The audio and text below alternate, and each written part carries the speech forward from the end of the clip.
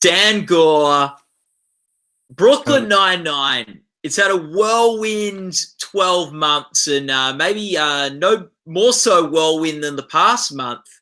Do you want to walk us through just what was going on in your life in the 31 hours from cancellation to pickup of the show? It was a crazy, crazy, crazy series of highs and lows, or I should say lows and highs, I guess. We were, so I had some indication prior to the cancellation that it might happen. I mean, it's the kind of thing that you're always worried about, especially in today's day and age where linear ratings are not what they once were. And we would all use these euphemisms to describe what might happen. There's a chance that Fox could pass on the show, or that we'll not have another season. I guess that's not so much of a euphemism. And then at one point, my agent just said, there's a really good chance they're going to cancel the show. And when I heard cancel, it was like, boom, boom, cancel, cancel, cancel, cancel. But still, I was optimistic because we felt like we had a really strong season. And they, not to bore people with the nitty gritty details, but once we had moved from Tuesday to Sunday, our numbers had really picked up. So I was somewhat optimistic. But then it became clear that Fox just had decided to get out of the business of single camera comedies. They canceled us, Last Man on Earth, and The Mick, as well as, and also LA to Vegas. So we got the call. I was understandably, I guess I am not allowed to say that I was understandably upset, but I was upset. I hope one understands why. Mostly because, I love doing the show. I love the people with whom I do the show, both behind the camera and on camera. It's really a nice family. And I feel like there are still stories to tell. And so I was excited to continue telling the stories of the 9-9. That said, my true desolation was somewhat tempered by the fact that I knew there was a chance that we would move on to another platform, be it Hulu or NBC or somewhere else. And so over the next 31 hours, I had to do the sad thing of informing the cast that we'd been canceled by Fox, but that there was a chance we'd be on somewhere else. And then sort of being informed by the studio, I would get little updates about what was going on. And then 31 hours later, I had the very happy task of telling the cast, of finding out that we've been picked up by NBC and telling the cast. And then, and in the middle of all of that was the craziest thing of all, which was just the way the internet really rallied to support 9-9 so much. And it was so moving and heartwarming to me, and really everybody who works on the show. It was really both the celebrities who came forward, like Lin-Manuel Miranda and Guillermo del Toro and Sean Astin and Seth Meyers. That was amazing. But also, even more amazing was just our fans, our everyday fans who really like tweeted about it, and they were on Reddit and they were on Facebook, and it was it really felt great. It felt like, oh, people are actually watching the show, people care about the show, and people care about the things about the show that we care about when we make it. It was great. It's really, it was really interesting, that response, because it did run the gamut from, people quite high up in the industry to people who just probably sitting in their living rooms watching with their family every week. What do you, was it with especially those sort of celebrities and high profile people that sent out tweets, did you have any sense that was there anyone that surprised you that they were watching the show and big fans of the series, or do you get correspondence from them anyway? Well, I should say Mark Hamill was also one of those people. I realized I omitted him.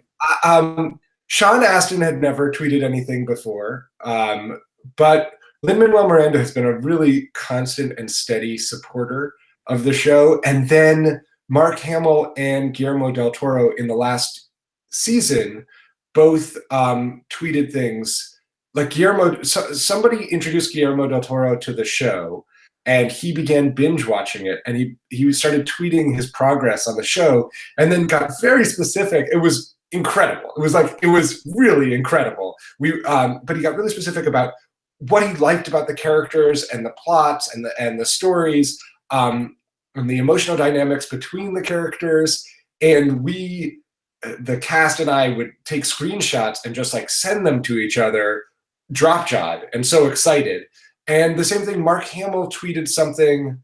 I think he replied to a Melissa Fumero or a Joe Lutrulio, or maybe it was to Dirk Blocker. I'm trying to remember. He replied to one of the cast members' tweets, and I couldn't believe. I mean, it's freaking Luke Skywalker. You know, I try not to curse too much in my Twitter, and I think I wrote, "Holy fuck!" You'll have to believe that. Mark Hamill watches the show. I mean, it's just like it was mind blowing. Yeah. But I mean, it's also one thing to casually watch a show, and then it's another thing to really take it upon yourself, as they did, to tweet a bunch about it and to say and to express their feelings about it. They really went above and beyond. So it was really moving also as well to have them do that. Yeah. With you said you had to sort of make the calls around a lot of the cast and saying, "Hey guys, bad news," and then probably a few hours later, "Hey guys, great news." Which cast member maybe on the cast that you made those calls to had the most interesting reaction from sort of both calls? Well, in fairness, most of my communication, and this is because I have such a lousy poker face, most of my communication was through email and text with them, because again, I felt like I was in a very the difficult position I was in was there was a chance we had been canceled, but there was a chance that we would be picked up. But I didn't want to be too promissory and make people feel like it's all going to be okay, we're going to get picked up, because it really was just a chance. And I also didn't want to, be too desultory and say like, give up, abandon hope, all ye who enter here. And so as a result, I wimpishly did it mostly through email, and text. I think a lot of the cast were really, really very sad. I mean, Melissa was really down, and I talked a lot with Andy. Andy's also a producer on the show. I think Terry had a fantastic reaction. Terry woke up in the middle of the night, so he missed my text and email saying we've been picked up, because he goes to bed insanely early so that he can wake up and work out for 3 to 9 hours a day. And he woke up in the middle of the night to take a pee, and he saw the text, and apparently he jumped up and down. I think he woke up his whole house when he found out that we'd been picked up. Let's talk a bit about this season, because it's a season where you had a lot of big things happen. And what's the thing you're the proudest of in what you did this season on the show? So over the last 2 seasons, I think, and a little bit 2 seasons ago, and then a lot last season, we've been experimenting with formal elements of the show, like as in the way in which the show is actually shot or put together, and also with tonal elements. So 2 seasons ago, we did Moo Moo, where Terry was racially profiled. And this season, we did 2 sort of tonally ambitious, I think, episodes. One was Stephanie Beatrice's character, Rosa, coming out to her family as bisexual. And the other was an episode we called Show Me Going, where Rosa responded to an active shooter situation. And instead of following Rosa, which is normally what we would have done, and we would have added jokes and we would have really diminished the tension, we stayed on the squad, having to deal with their anxiety about their friend and comrade being put in a dangerous information. So those were the 2 sort of tonally interesting things. And then formally, we did The Box, which was an episode in which we had just Jake and Captain Holt interviewing or interrogating a suspect played by the amazing, incomparable genius Sterling K. Brown. And that was an homage and to a very famous episode of Homicide that Andre was in, called Free Men and Adina. It was an homage and it was inspired by it. They were very different episodes, but we were really moved by that. And I'm very, very proud of both the formal and the tonally ambitious episodes that we did. The response to Rosa's coming out as bisexual, when we did it, we didn't even realize this was apparently the first time on a network television show in America that a character, a good guy, had said that they were bisexual, had used the word bisexual, and had not been killed off later in the season. So I think that was, and people really responded online. And I think when we got canceled, you saw a lot of people come out and say that that was very moving to them. The box was so cool. Like, it was such a fun thing to write, to edit, to watch. They were, all three of them, the acting from all three of them was so intense and precise and excellent. I mean, I was really, like, just as a fan of the show, I was just so enamored of that episode. And Show Me Going, I really enjoyed. And then the other thing I'm proud of, I guess, I don't want to sound like I'm patting my back or something by saying I'm proud of a lot of the season, but I really liked our Halloween episode this year. So every year we do a Halloween Heist, which is an intricate, plotted heist that's a little bit sillier and has a lot of hijinks. And this year, at the end of it, Jake, it was all an elaborate plan so that Jake could propose to Amy. I thought we really, sorry, now I just keep going on and on. And we were amazing this season, let's be honest. I'm proud of every moment of every episode. Yeah, NBC, best decision you've ever made with the renewal or with the pickup. Exactly. Yeah.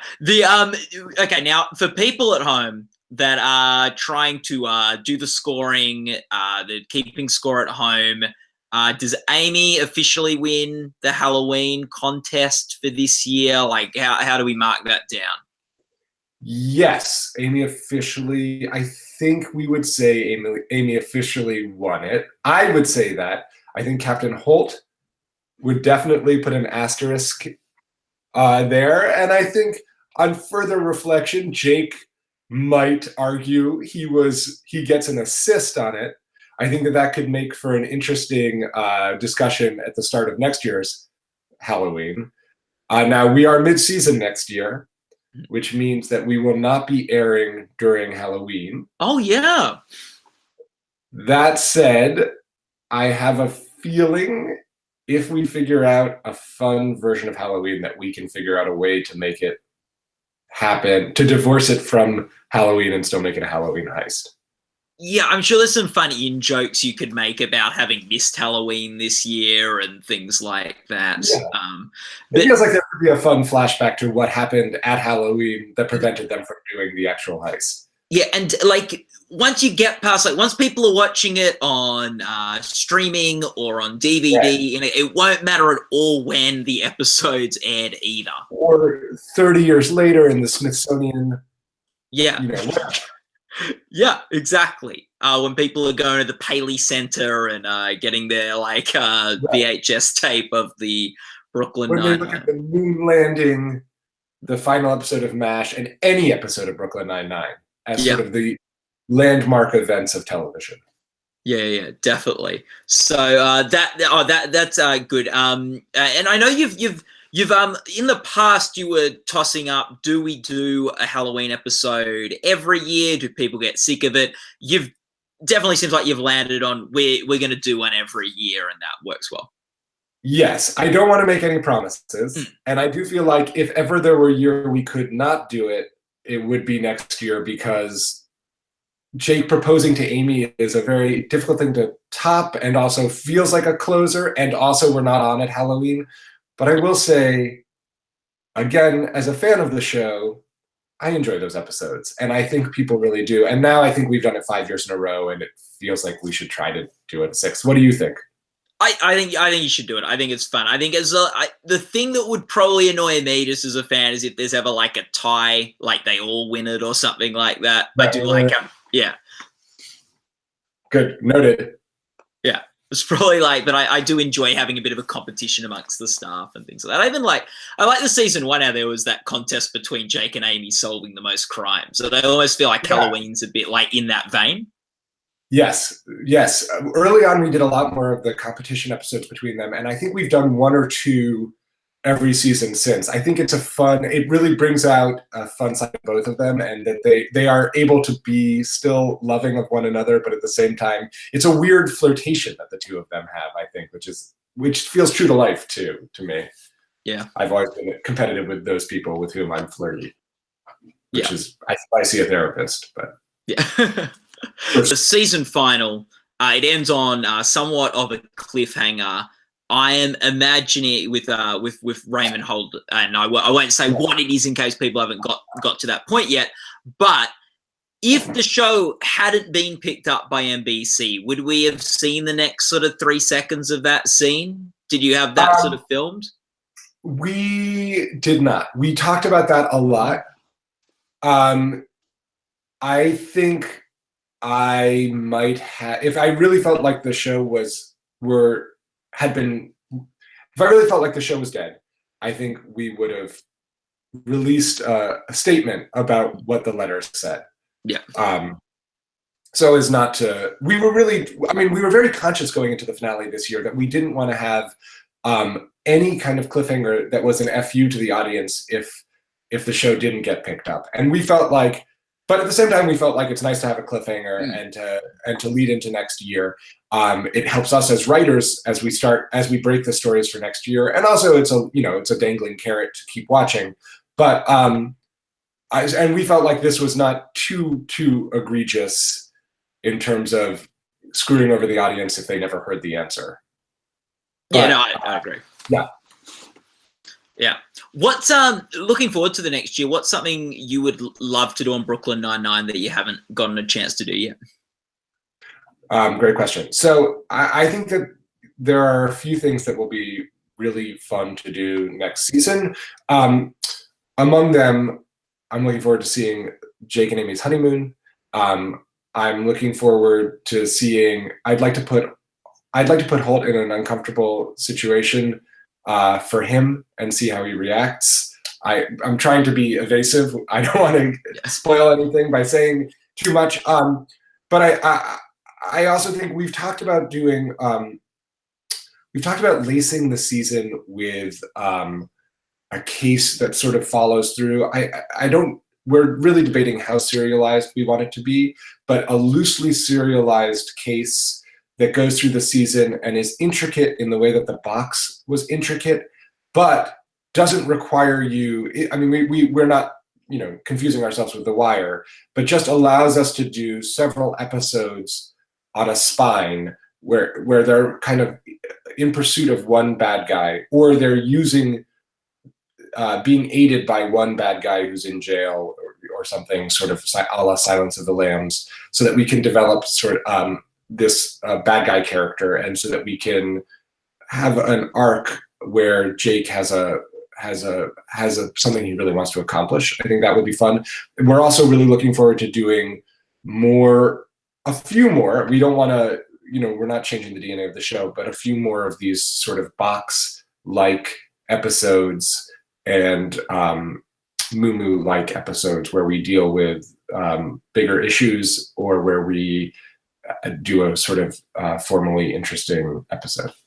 Yeah, like it was like when you're talking, it reminded me a bit of CSI. I think in season 8 brought in a sort of serial killer, the miniature killer. That is just something every couple of episodes they went to it, and it continued on over the course of the series. Yeah. But it didn't. But like there were episodes where it didn't come up at all. Like, truth be told, yeah, the Pontiac Bandit was supposed to be that. The original intention behind the Pontiac Bandit was that he would really be Jake's nemesis. Yeah. And that the spine of the entire series would be that Jake finally catches him. But then we ended up writing towards their chemistry, and their chemistry was so overwhelmingly fun. And we also learned that they were most fun when they were on the same page. And so that quickly went by the wayside, And I have no regrets about that because I love every episode with Craig in it. And I just think Doug Judy is like one of my favorite characters we write.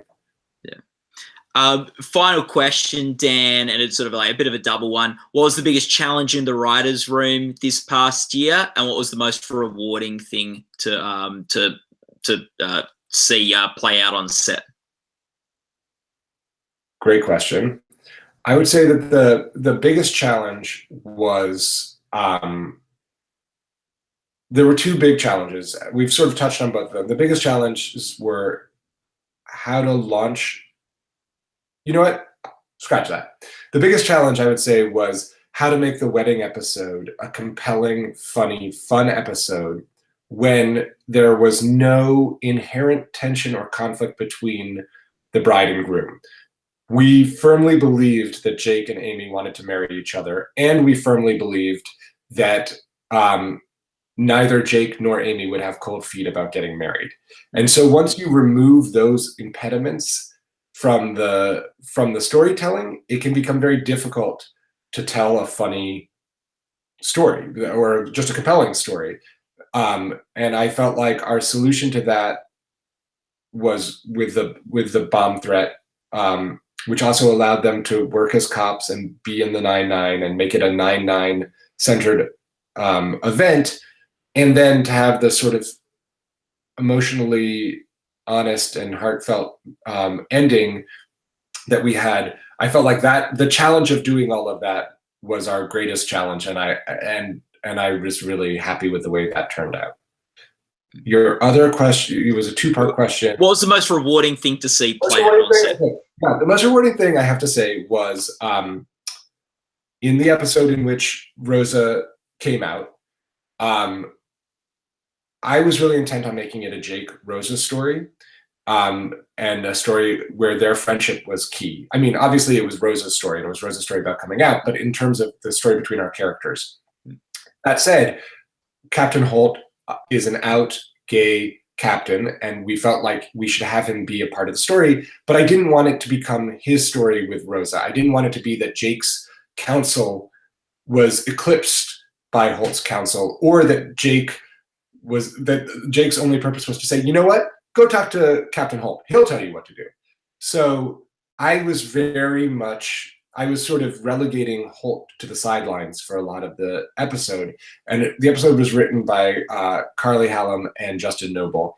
And in the final rewrite, Justin kept saying, and I thought they did a great job. The first draft was great. Every draft was great. Justin said, I think Captain Holt needs to say more. And I kept saying, I don't want him to say too much. I just feel like every inch we give him is 2 inches we lose from Jake. And he said, just in this last scene, when Rosa comes when they do game night at Rosa's house, and everyone's come to Rosa's house, when I had put in a simple line where Holt basically said something like, I'm proud of you. And he said, I think he should say this. And then he said exactly what the line was. He just came out of him. He said, every time someone steps up and says who they are, they make the world a better, more interesting place. So thank you for making the world a better, more interesting place. I may have the exact wording wrong, but it's something like that. And I was like, oh yeah, that's great.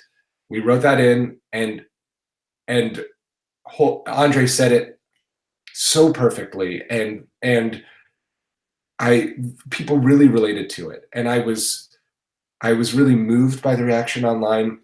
And then we won the GLAAD award for that episode, and Stephanie actually quoted that speech in her acceptance of the award. And it really, the reaction to that moment, to that episode, was the most sort of gratifying thing. It was really moving. It really, really felt like people reacted to it genuinely. Well, Dan, it seems like this year's been one of the bigger ones for Brooklyn Nine-Nine in terms of attention. Hopefully that translates in to the Emmy Awards for comedy series, writing, directing, all your actors and stuff like that. Thanks so much for chatting with us. It's always great every year. Thank you so much. It was great. Great talking with you. Like I love it. It's the official end of the season when you and I talk. That's fantastic. That's what I like to hear.